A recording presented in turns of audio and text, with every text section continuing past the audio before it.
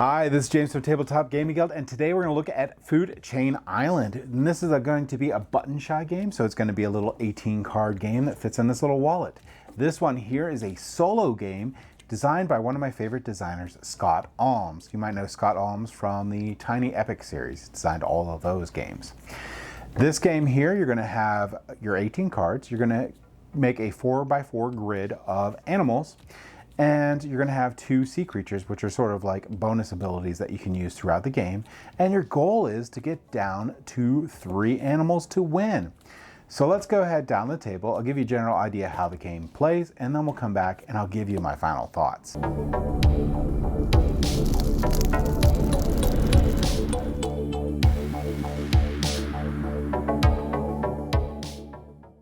Okay, so this is Food Chain Island here.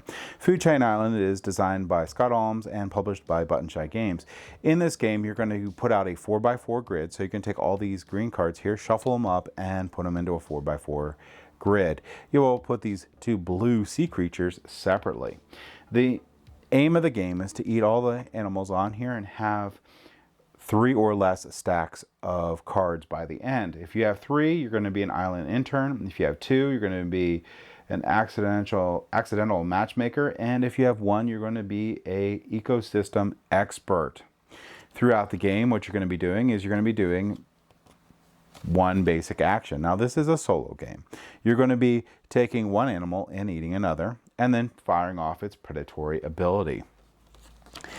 So, for example, I have this 1 right beside the 0, so I can eat this. Now, the larger number is going to eat the smaller number, and this one happens to only have 1 number underneath it, but you can eat up to 3 numbers underneath the number. So 5 can eat 4, 3, and 2, but it can't eat any lower.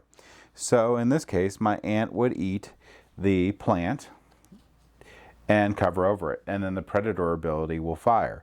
And this says move 1 animal 1 to 3 spaces. So when you move animals, you can move them, and they can move outside this grid even. They can move over other animals, but they can't end on a space on top of another one. So if I wanted to move this mouse, because it's getting close right there, I go 1, 2, 3. That's legal. I could have moved the mouse over here if I wanted to, but I'll move it here so it's closer. In addition to eating other animals, you also have this shark and the whale, and you can use them one time to help you out. So the shark here, if I ever get stuck, says move an animal 1 space to eat an adjacent animal of any lower value. So that can help me out. And anytime I could fire off this guy. When move 1 animal to any other space. So that's really helpful.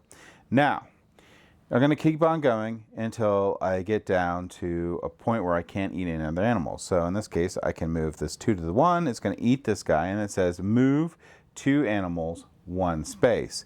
And when I'm doing this, I'm trying to get them lined up so that I'm going to be able to eat the animals in the future. So this one's actually very lucky. It didn't shuffle very well or something, because here's a 3, the mouse. So the mouse move 1 animal 1 to 2 spaces, so that's also super helpful. I'm going to go ahead and move this animal here. The lizard's going to come over and eat this animal, and it's going to discard any 1 unstacked animal. So probably the easiest to do is get rid of some of the higher numbers. So I would get rid of this guy, and he would be out. So now I'm down to these stacks. So like I said, we're going to do a full playthrough of the game in the future, but that's it. It's a very simple rule set for this game. You're basically going to need to eat an animal on your turn and do its predatory ability. If you cannot eat an animal on a turn, the game is over. You're going to check to see how many stacks you have left. You have 3 or less, you won the game. And then you got to see how well you won the game. So 3 is going to be, of course, novice. 2, like I said, is going to be your intermediate. And 1 is going to be you're an expert at this game. So that's it. Like I said, we're going to do a playthrough in the future, but let's go ahead back up the table here, and I'll give you my final thoughts on Food Chain Island. So I'm not the biggest solo player in the world. However, I do have a lot of fun with these button shy games overall, and I specifically like the ones that Scott Almes designs. This one here is a really cool puzzle because you're going to have all those predator abilities firing off, and you're trying to position them on the board properly so that you can continue eating other animals and making that stack bigger and bigger and get down to those 3 animals at the end. I really like the sea animals, which give you sort of like a little bit of an out if you, well, they definitely 100% give you an out if you get stuck. So you have 2, like, you know, get out of jail free cards in this game.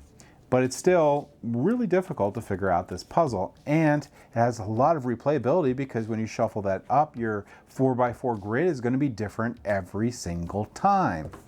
So, and they have a decent amount of expansions for this. We're going to be doing a playthrough of this in the future, so look forward to that so you can get an idea of how bad I am at these type of games, but I do have fun with it.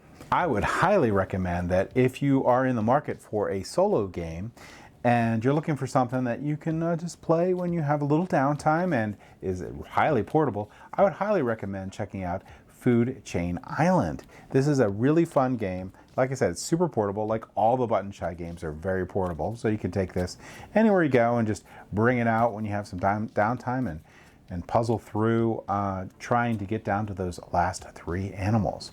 So that's my thought on the game. Thank you for watching.